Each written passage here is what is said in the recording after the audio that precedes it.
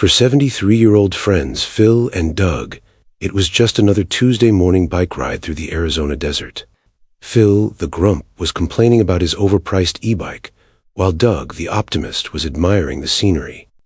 Their comfortable bickering was shattered when Doug slammed on his brakes, staring at a colossal 40-foot saguaro cactus.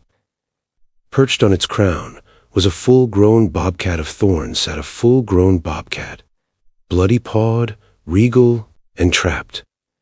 Under the October heat shimmers, somewhere nearby 3 hidden kittens depend on a mother whose paws are already bleeding. The sight was so bizarre they stopped to take photos, baffled at what they were seeing. But their amusement quickly vanished. Doug noticed a flicker of movement in the shadows at the cactus's base. A scar-faced mountain lion waits, patient as stone. When they looked through the binoculars, their blood ran cold. With nothing but an e-bike, a stubborn friendship, and a few terrible ideas, turned into a high-stakes standoff between predator and prey. And 2 unlikely old men who found themselves caught in the middle. The Arizona sun, even in early October, had a certain authority. It wasn't the belligerent tyrant of July and August, but more of a stern grandfather who still expected you to sit up straight and finish your vegetables. For Philip Phil Hoke and Douglas Doug Carter, both a comfortable 73 years old, it was perfect cycling weather. The air was dry, the heat was manageable, and the trail through the Skyline Regional Park in Buckeye was blissfully empty on a Tuesday morning. "You know," Phil panted, his voice a gravelly wheeze as he pedaled his state-of-the-art, and in his opinion, ridiculously overpriced electric mountain bike. "When we retired out here, I envisioned more relaxing, more sitting. Maybe some light golfing, where the only thing you have to climb is into a cart with a built-in cooler." Doug, gliding along on his traditional human-powered bicycle with the infuriating ease of a man who genuinely enjoyed kale, chuckled. "And miss this, Philly? Look at it. The majesty of the Sonora Desert. The noble saguaros standing like silent sentinels.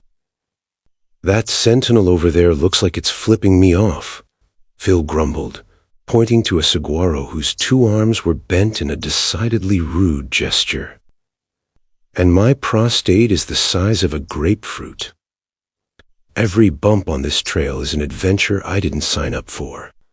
Their friendship, forged 50 years ago in college accounting class they both nearly failed, was a well-oiled machine of grumpy cynicism, Phil, and boundless optimism, Doug. They had retired from the same accounting firm in Chicago, and their wives, bless their patient souls, had conspired to buy neighboring houses in the same Arizona retirement community, ensuring the bickering duo would have a designated playmate for their golden years. Doug, a lifelong birdwatcher and amateur naturalist, slowed his pace. "Did you see that? A cactus wren. Campylorhynchus brunicapillus. Remarkable bird. They build their nests inside cholla cacti to protect their young. Nature's ingenuity, eh?" "Ingenious," Phil deadpan. "Living in a house of needles. Sounds like my first marriage. Can we pick up the pace? My sweat is sweating." They rounded a long, sweeping bend, the trail dipping into a dry wash before climbing again. The landscape was a postcard of Arizona. Dusty earth, hardy creosote bushes, and the towering shapes of saguaros, some of which had been standing long before Arizona was even a state.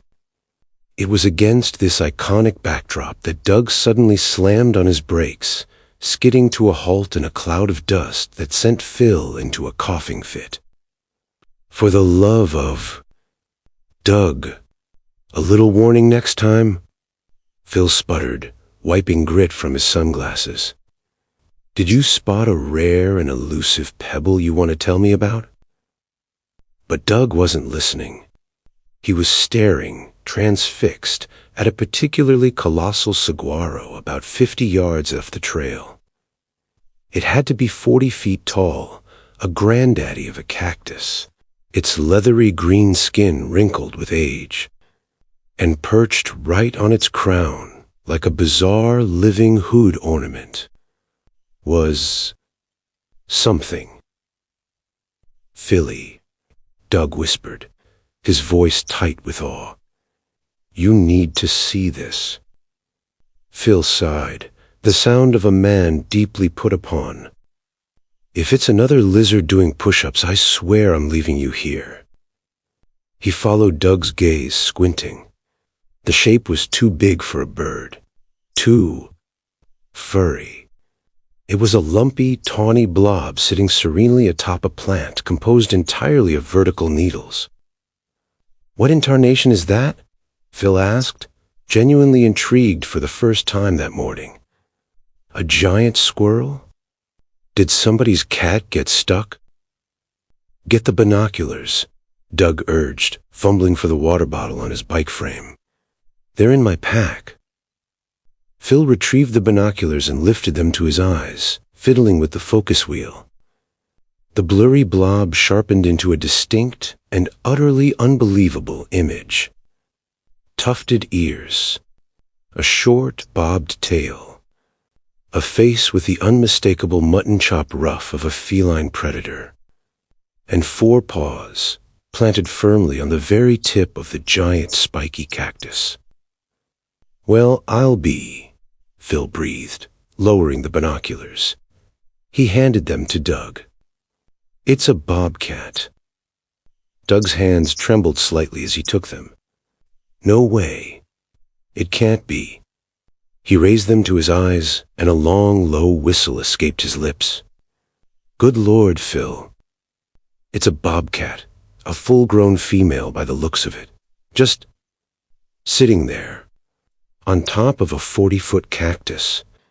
They stood there in stunned silence for a full minute, 2 retirees on a dusty trail, staring at a sight that defied all logic. The bobcat seemed completely unbothered. She groomed a paw, licked her shoulder, and then stared out across the desert with a look of regal indifference, as if surveying her kingdom from the world's most uncomfortable throne. "We have to get a picture of this," Phil said, a thrill in his voice. This was something he could tell his grandchildren about. This was better than golf. He pulled out his phone, wrestling with the camera settings. "Hold still, you magnificent suicidal furball." He snapped a few photos, the tiny click of the shutter sounding unnaturally loud in the desert silence. The bobcat's ears swiveled in their direction, but she didn't seem alarmed. "What do you think she's doing up there?" Doug wondered aloud, his naturalist's brain kicking into overdrive. "Maybe she's sunning herself? But why there? Of all the comfortable, non-pokey rocks in Arizona." "Maybe she's just crazy," Phil offered. "A cactus-loving nutjob. Every species has them. I had an Uncle Barry who thought he could communicate with squirrels. He wasn't wrong, but the squirrels had some pretty radical ideas about nut redistribution." As they watched, a subtle shift in the scene caught Doug's eye. It was a flicker of movement in the shade of a dense ironwood tree at the base of the saguaro. He put the binoculars back to his eyes, sweeping the area below the cactus. His blood ran cold. "Phil," he said, his voice dropping to a conspiratorial whisper, "we are not alone." Phil scoffed. "Of course we're not. There's a cat on a cactus. Try to keep up." "No, down below, in the shade of that tree." Phil took the binoculars, his hands feeling suddenly clumsy. He found the ironwood tree and scanned the shadows. At first, he saw nothing but dappled light and dark branches. Then, a patch of shadow detached itself from the others, resolving into a long, muscular, tawny body. A tail, as long as a man's arm and tipped with black, twitched almost imperceptibly. The head lifted, and two pale, merciless eyes stared directly up at the bobcat. It was a mountain lion, a big one. Its shoulders were broad and powerful, and a faint, jagged scar ran down one side of its muzzle, giving it a permanent sneer. The air, which had been filled with a sense of bizarre wonder, was now thick with primal menace. "Oh man," Phil breathed, his earlier bravado evaporating. The grapefruit-sized prostate he'd been complaining about suddenly felt like a pea. That's a puma, a cougar." "Mountain lion," Doug corrected automatically, his voice a strained whisper. "Puma can color. And he's waiting." The whole incredible scene snapped into sharp, terrifying focus. The bobcat wasn't a cactus enthusiast. She wasn't crazy. She was trapped. She had scrambled up the only available escape route to get away from a predator that could kill her with a single swipe of its paw. The saguaro wasn't a throne. It was a fortress, and she was under siege. Her name, in the silent language of her kind, was Swift Paws, and her world had shrunk to a circle of pain and fear. Every muscle in her body screamed in protest. Her paws, though tough, were pierced by a dozen saguaro spines, sending little jolts of fire up her legs with every shift of her weight. Below her, she could feel the deep, resonant thrum of her own terrified heartbeat. Just an hour ago, she had been teaching her 3 kittens the fine art of the pounce. They were in their hidden den, a hollowed-out crevice in a rocky outcrop, tucked away and safe. The kits, clumsy and impossibly fluffy, had been taking turns stalking a dried-up grasshopper, their tiny, fierce growls more adorable than menacing. A surge of fierce maternal love had washed over her. They were her world, her future. She had left them sleeping in a contented pile to go on a short hunt. A fat desert cottontail had been her target, but as she'd moved through the scrub, a scent had stopped her dead.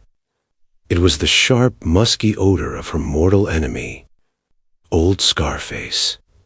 He was a massive male mountain lion who had claimed this territory as his own. He was ruthless, territorial, and saw bobcats not as fellow predators, but as competition to be eliminated. She had scrambled for safety, her speed her only asset. But he was relentless, cutting off her path back to the den. He had herded her, cornered her, forcing her into the open flatland where the giant saguaro stood. With the cougar's hot breath practically on her tail, she had done the unthinkable. She had leaped onto the trunk of the tallest saguaro, her claws finding purchase in the fleshy, corrugated bark. Ignoring the searing pain as the spines dug into her flesh, she had shimmied her way up, foot by agonizing foot, driven by a desperate primal instinct to survive, to get back to her kids. Now she was perched 40 feet in the air, a prisoner on a pillar of thorns. Below, Old Scarface paced with predatory patience. He knew he couldn't climb the saguaro. It offered no purchase for an animal his size. But he also knew she couldn't stay up there forever. Thirst, exhaustion, or a loss of balance would eventually bring her down. He could wait. He had all the time in the world. She could smell her own blood, coppery and sharp, welling up from the pads of her paws. She ignored the pain. What truly terrified her was the thought of her kittens waking up alone and hungry. They were too young to fend for themselves. If she didn't return, they would not survive. The thought was a physical agony, far worse than the cactus spines. Then she saw them. 2 strange, 2-legged creatures on their odd wheeled machines. They were noisy, they smelled peculiar, and they were staring at her. Her first instinct was fear, but it was quickly overshadowed by the greater threat below. The humans were an unknown quantity. Old Scarface was a certainty. She watched them, her golden eyes narrowed, a desperate plan beginning to form in her exhausted mind. Perhaps these noisy creatures could be the distraction she needed. "Okay, new plan," Phil whispered, his eyes wide. "We get back on our bikes, we pedal away very, very quietly, and we live to complain about our various ailments another day." "And leave her up there?" Doug hissed, horrified. "Phil, he's going to wait her out." "We have to do something." "Do something?" "Doug, it's a mountain lion. What are we going to do, challenge him to a game of pinochle? It's the circle of life. Sometimes the circle, eats the fluffy parts." "That's a mother bobcat, Phil. I'd bet my retirement fund on it. She's got kittens stashed somewhere nearby. She's not just fighting for her life, she's fighting for theirs. We can't just leave." Doug's voice was filled with a conviction Phil hadn't heard since Doug had argued with an IRS agent over a questionable charitable donation to a Save the Ferrets foundation that turned out to be a guy in a ferret costume. Phil looked from the terrified bobcat to the patient mountain lion, then to his best friend's determined face. He let out a long, suffering sigh. "Fine. What does Mr. National Geographic propose we do? You want to try and reason with him? Excuse me, Mr. Lion, sir, but would you mind awfully not murdering the kitty cat? It's upsetting my friend." "We need to scare him off," Doug said, his mind racing. "Big cats are ambush predators. They don't like confrontation. We need to seem big, loud, and unpredictable." "Well, we've got unpredictable covered," Phil muttered. "I had a bran muffin for breakfast. Anything could happen." Okay, I'm thinking," Doug said, pacing in a small circle. "We shout. We wave our arms. We make ourselves look bigger. He's 150 pounds of muscle and teeth. We're two old guys with a combined body fat percentage that could grease the entire U.S. Navy. He's not going to be impressed." "We have to try," Doug insisted. He took a deep breath, puffed out his chest, and yelled, "Hey! You, get out of here, you big bully!" His voice, thin and reedy in the vastness of the desert, was completely ignored by the mountain lion, which didn't so much as twitch an ear. The bobcat, however, looked down at them with an expression that seemed to say, "Really? That's the best you've got?" "Okay, that didn't work," Doug admitted, his face flushed. "You think?" Phil retorted. "Let me try." He cleared his throat and bellowed in his best Chicago construction worker voice. "Hey, pal, my buddy and I are going to come over there and turn you into a rug if you don't scram." The mountain lion slowly turned its head, fixed them with a contemptuous yellow glare for a solid 3 seconds, and then turned back to its vigil. The dismissal so complete it was physically insulting. "He's not scared of us, Doug," Phil said, his voice dropping. "He probably thinks we're Meals on Wheels." They tried throwing small rocks in the lion's general direction. The pebbles landed with pathetic little pings 10 feet short of their target. They tried clapping their hands and stomping their feet. The lion yawned, showing a cavernous mouth full of terrifyingly large teeth. Doug was getting desperate. "My bike pump. It makes a hissing sound." "Snakes. Maybe he's afraid of snakes." He unstrapped the pump and began working it furiously, producing a series of asthmatic-sounding hisses. The mountain lion remained monumentally unimpressed. Phil put his head in his hands. "We look like idiots, Doug. We are two certifiable grade A idiots, and we are going to be remembered as the hikers who died trying to save a cat from a bigger cat by using a bicycle pump." Up on the Cactus, Swift Paws watched the bizarre display with a sliver of renewed hope. The two legs were loud, they were persistent, and most importantly, they were distracting old Scarface. His attention, which had been solely focused on her, was now divided. He kept glancing over at the strange, noisy creatures. It wasn't much, but it was a chance. Phil, defeated, leaned against his e-bike. This is hopeless. That poor thing is doomed. He fiddled absently with the digital display on his handlebars. He'd barely learned how to use the thing. It had 5 levels of pedal assist, a horn that sounded like a sick goose, and a bunch of other buttons he was too scared to press. In his frustration, his thumb slipped and mashed a small red button he'd never touched before. The effect was instantaneous and astonishing. A deafening, piercing alarm ruptured from a speaker on the bike's frame. It wasn't a horn. It was a high-tech anti-theft siren, screeching out a series of frantic electronic whoops and shrieks at an ear-splitting volume. Wee, oh, beep, beep, beep, wee, oh. The sound was utterly alien to the desert. It was a mechanical scream that cut through the natural silence like a chainsaw. Phil leaped back as if electrocuted. Doug clapped his hands over his ears. And the mountain lion for the first time reacted. The big cat shot to its feet, its body coiled like a spring.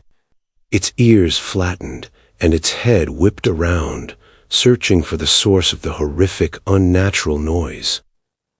This wasn't the sound of a rival, or of prey, or of anything it understood.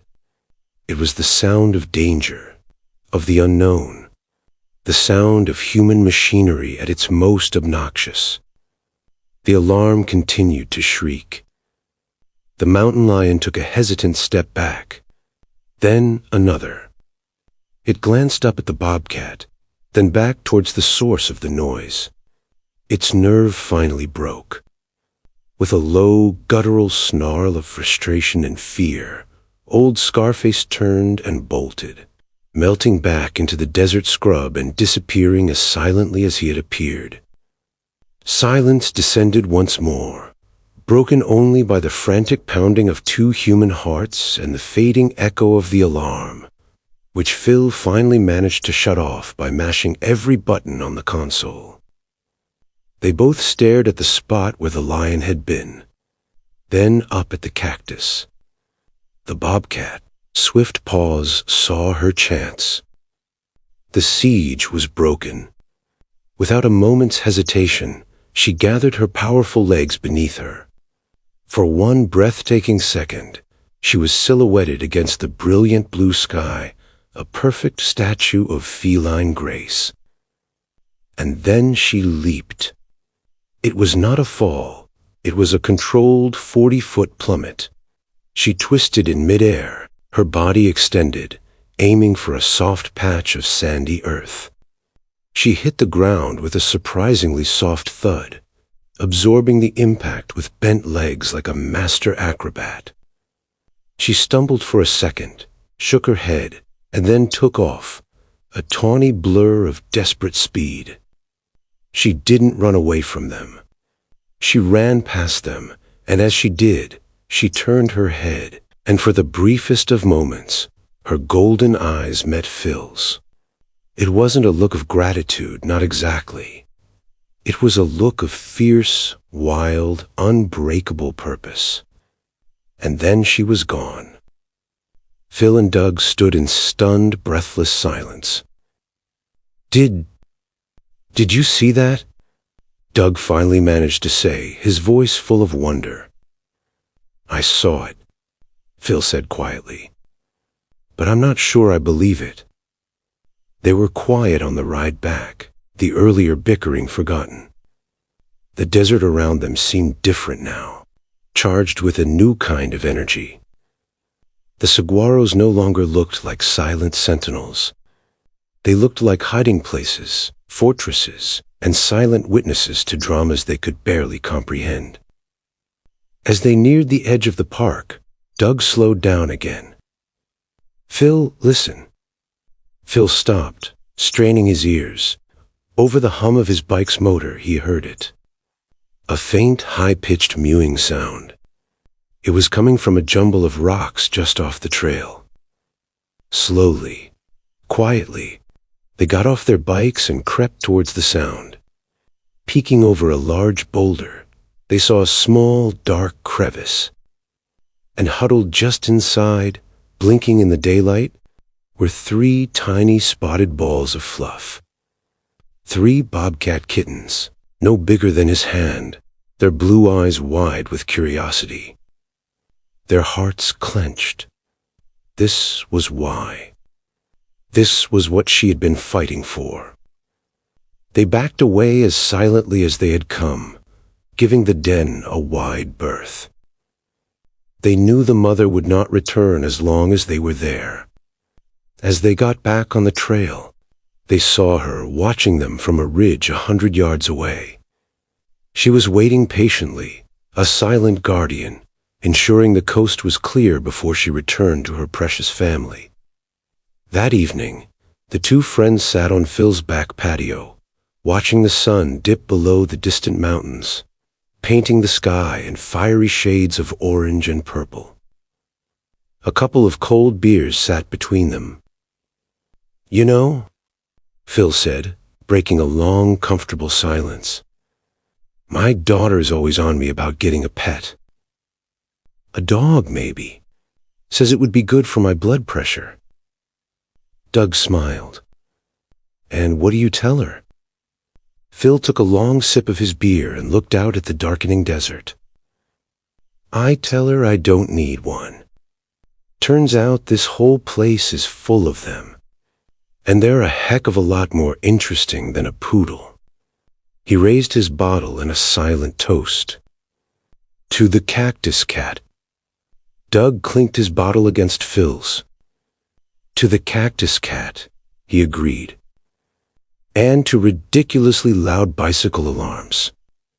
They both laughed, the sound warm and new in the cool desert air.